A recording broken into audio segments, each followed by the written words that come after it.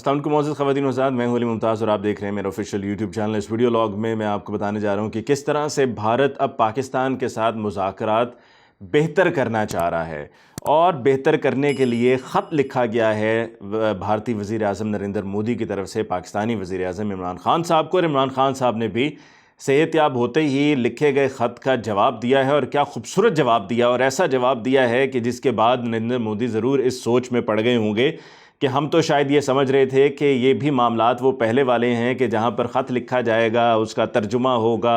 اور پھر خط کچھ ہوگا، ترجمہ کچھ ہوگا، اور کاروباری لوگ ہیں تو کاروباری لوگ اپنے کاروباری مفادات کو سامنے رکھتے ہوئے ہمارے بلاوے پہ اور ہماری دعوت پر اور ہمارے خط لکھنے پر ہی خوشی کے مارے پھولے نہیں سمائیں گے۔ لیکن ان کو معلوم نہیں تھا کہ اس بار جن کو خط لکھا گیا ہے وہ کوئی کاروباری آدمی نہیں ہے، بلکہ کپتان رہا ہے، کپتان ہے، اور کرونا کو شکست دے کر اب دوبارہ سے اپنی روٹین کی طرف لوٹ آیا ہے، تو ایک عام آدمی نہیں ہے۔ اور جو خط کا جواب جب آئے گا تو پھر بھرپور جواب آئے گا، اور بھرپور جواب آیا بھی۔ اس بھرپور جواب پہ مزید بات کرنے سے پہلے آپ سے گزارش کہ اگر آپ ہمارے چینل کو سبسکرائب کرنا چاہیں تو بیل آئیکن پہ کلک کیجئے،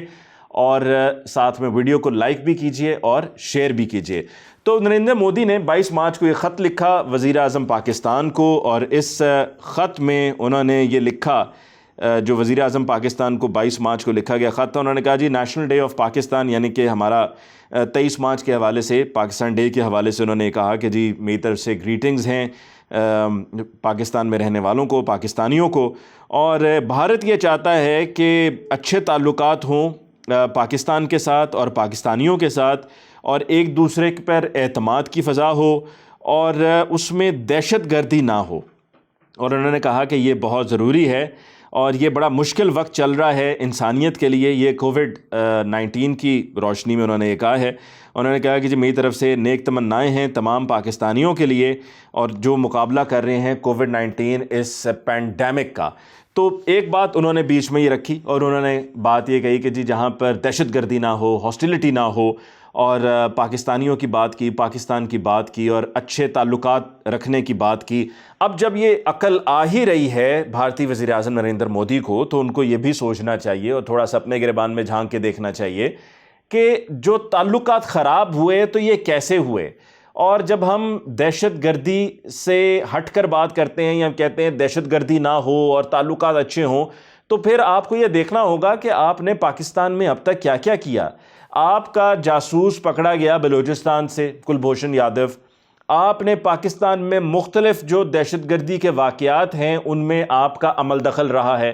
ہم کیسے بلا دیں آرمی پبلک سکول کی دہشت گردی کی کارروائی کو، جو وہاں پر معصوم بچوں کو شہید کیا گیا۔ پھر اس سے پہلے سن 2009 میں شری لنکن ٹیم پر جو حملہ ہوا یہاں لاہور شہر میں، اور اس کے بعد پھر ایک لمبی لائن ہے ان تمام دہشت گردی کے واقعات کی جو پاکستان میں ہوتے چلے آئے ہیں، اور یہ بذریعہ افغانستان بھارت کی اس میں مداخلت رہی ہے، اور بھارت نے باقاعدہ ٹریننگ سینٹرز بنا کر تیار کر کے وہاں پر ان لوگوں کو ٹرین کیا۔ اور پھر جو ایم کیو ایم برطانیہ ہیں، جو اس سے پہلے ایم کیو ایم ایک ہی ہوا کرتی تھی، ایم کیو ایم پاکستان یا ایم کیو ایم برطانیہ نہیں ہوتی تھی، ایک ہی ہوتی تھی، وہاں پر بھی جو کراچی میں ٹارگٹ کلنگ کے واقعات ہوئے ہیں، ہائی پروفائل لوگوں کو مارا گیا ہے، اور ان دہشت گردی کی کارروائیوں میں خوف و ہراس کو پھیلایا گیا ہے، کراچی کی رونقوں کو تباہ کرنے کی کوشش کی گئی ہے، کراچی پر ایک اس کے امن پر حملہ کیا جاتا رہا ہے، اور اس میں پھر مختلف لوگوں کو بھارت میں پتہ یہ چلا کہ جا کے باقاعدہ ان کو وہاں پر ٹریننگ دی جاتی رہی ہے۔ تو یہ سب بھارت کا ہی کیا دھرا ہے۔ تو بھارت کو دہشت گردی کے حوالے سے بات کرنے سے پہلے یہ سوچنا چاہیے کہ ہم دہشت گردی کی بات کر رہے ہیں، آپ کی تو خود اس میں انوالومنٹ رہی ہے۔ اور دوسری طرف جب یہ سب باتیں ہو ہی رہی ہیں، تو اب سے کچھ ہی عرصہ پہلے کی بات ہے کہ جب بھارتی صحافی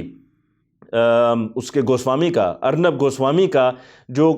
گفتگو ہوئی تھی، اور جو گفتگو لیک ہوئی، اور اس لیکڈ گفتگو میں یہ پتہ چلا کہ جو بھارت میں بھارتی فوجیوں پر پلوامہ اٹیک ہوا تھا، اس میں ذمہ دار کوئی اور نہیں، بھارت پاکستان کو ذمہ دار ٹھہراتا رہا ہے، پاکستان کو قصوروار کہتا رہا ہے، اور کہتا رہا ہے کہ جی پاکستان کے اوپر پابندیاں لگائی جائیں، اور پاکستان کو خدا نخواستہ ایک ٹیررسٹ اسٹیٹ ڈکلیئر کیا جائے۔ اسی ملک کو ٹیررسٹ اسٹیٹ ڈکلیئر کرنے کی کوشش کرتا رہا ہے جو خود سب سے زیادہ دہشت گردی میں متاثر رہا ہے، اور جس کے سب سے زیادہ قربانیاں ہیں دہشت گردی کی اس جنگ میں، اور ہمارے فوجی شہید ہوئے، عام پاکستانی شہید ہوئے، ہمارے مساجد، ہمارے مزارات پر، ہمارے بچوں پر حملے ہوتے رہے۔ تو ہم سے زیادہ جو ہے وہ دہشت گردی سے تو کوئی متاثر ہوا ہی نہیں ہے. تو ہماری بات کریں, ہم تو متاثرہ لوگوں میں سے, آپ الٹا ہم پر الزام لگا رہے تھے. تو ارنب گوسوامی کی یہ جو لیکڈ گفتگو ہے اس میں یہ سارے راز کھل گئے اور یہ سارے پول کھل گئے کہ بھارتی وزیر اعظم یا بھارتی حکومت یہ سب خود سے کرتی چلے. لہٰذا بھارتی وزیر اعظم نے جو 22 مارچ کو پاکستانی وزیر اعظم عمران خان صاحب کو جو خط لکھا اور اس میں انہوں نے تعلقات کو بہتر کرنے کی بات کی ہے, ٹھیک ہے, ہم ضرور چاہتے ہیں جی تعلقات میں بہتری آئے. ہم چاہتے ہیں کہ دونوں ممالک کے درمیان تعلقات میں بہتری آئے اور ٹریڈ بھی ہو, اس میں کوئی دوسری رائے نہیں. ہم چاہتے ہیں جی دونوں ممالک جو ہیں وہ ان کو ترقی کی ضرورت ہے. ایک عام آدمی جو بلو پاورٹی لائن رہ رہا ہے اس کے حالات بہتر ہوں, ہم یہ چاہتے ہیں. اور بھارت میں تو پاکستان سے بھی زیادہ یہ سچویشن خراب ہے,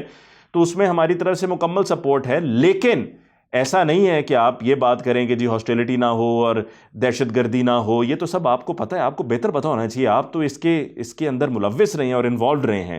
اچھا, اس کے علاوہ جی پھر پاکستان کی طرف سے وزیر اعظم پاکستان کی طرف سے جو خط لکھا گیا اور بہت ہی خوبصورت جواب دیا گیا, اور اس خوبصورت جواب میں یہ لکھا گیا کہ پاکستانی بھی یہ چاہتے ہیں کہ امن ہو اور اچھے تعلقات ہوں ایک دوسرے کے ساتھ اور ہمارے پڑوسیوں کے ساتھ جس میں بھارت بھی شامل ہے. اور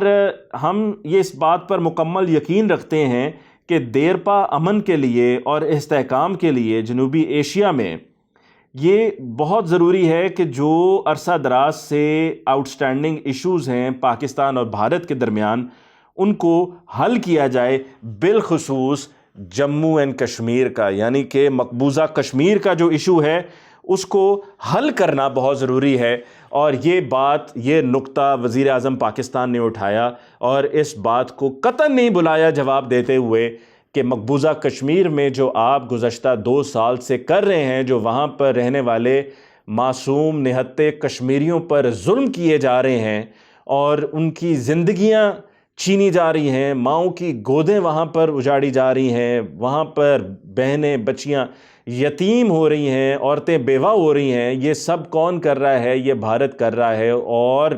بھارت مقبوضہ کشمیر میں کشمیریوں کے جو بنیادی حقوق ہیں ان پر ڈاکہ مار رہا ہے, اور جو ان کا حق ہے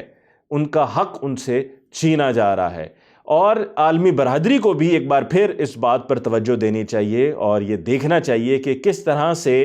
وہاں پر انسانی حقوق کی دھجیاں اڑائی جا رہی ہیں. تو بھارت اگر مقبوضہ کشمیر کے ایشو پر بات کرے گا تو یقیناً دونوں ممالک کو اس سے فائدہ ہوگا. مقبوضہ کشمیر کا جو ایشو ہے اس کو ریزالو کرنا بہت ضروری ہے. یونائٹڈ نیشنز کی ریزولوشنز کے مطابق اس ایشو کو ریزالو کرنا بہت ضروری ہے. اور یونائٹڈ نیشنز میں جا کر وزیر اعظم پاکستان نے سن 2019 میں اس ایشو کو اٹھایا بھی اور وہاں پر بھرپور نمائندگی کی, پاکستانیوں کی, کشمیریوں کی, ان کی ترجمانی کی اور بتایا کہ بھارت کس طرح سے وہاں پر ظلم کر رہا ہے. تو بھارتی وزیر اعظم کے لکھے گئے خط کے جواب میں prime minister of Pakistan Imran Khan کا جو جوابی خط ہے اس نے یہ واضح کر دیا ہے کہ ہمارا موقف مقبوضہ کشمیر پہ کیا ہے اور ہم اپنے موقف پر ڈٹے ہوئے ہیں. ہم مقبوضہ کشمیر میں رہنے والے کشمیریوں کے ساتھ آج بھی اسی طرح سے ہی کھڑے ہیں کہ جس طرح سے ہم ان کے ساتھ پہلے کھڑے تھے. اور بھارت یہ کبھی نہیں سوچے اور کبھی بھول کے بھی یہ نہ سوچے کہ پاکستان اپنے موقف سے پیچھے ہٹے گا اور کشمیریوں کا ساتھ نہیں دے گا یا کشمیر کا کبھی سودا کرے گا. پاکستان اور پاکستان میں رہنے والے سبھی مسلمان, سبھی پاکستانی, بچہ بچہ آج بھی یہ کہتا ہے کہ مقبوضہ کشمیر اور آزاد کشمیر یا مقبوضہ کشمیر جو ہے وہ پاکستان کی شہرگ ہے اور اس حقیقت کو کوئی نہیں جھٹلا سکتا. بھارت جتنے ظلم کرنا چاہتا ہے کر لے, جو کرتا آیا ہے وہ کر لے, لیکن نہ مقبوضہ کشمیر کے رہنے والے کشمیری جھکنے والے ہیں, نہ پاکستان میں رہنے والے پاکستانی یا آزاد کشمیر میں رہنے والے کشمیری جھکنے والے ہیں. ڈٹے ہوئے ہیں, ڈٹے رہیں گے. مجھے علی ممتاز کو اس ویڈیو لاگ سے دیجیے اجازت. اللہ نگہبان.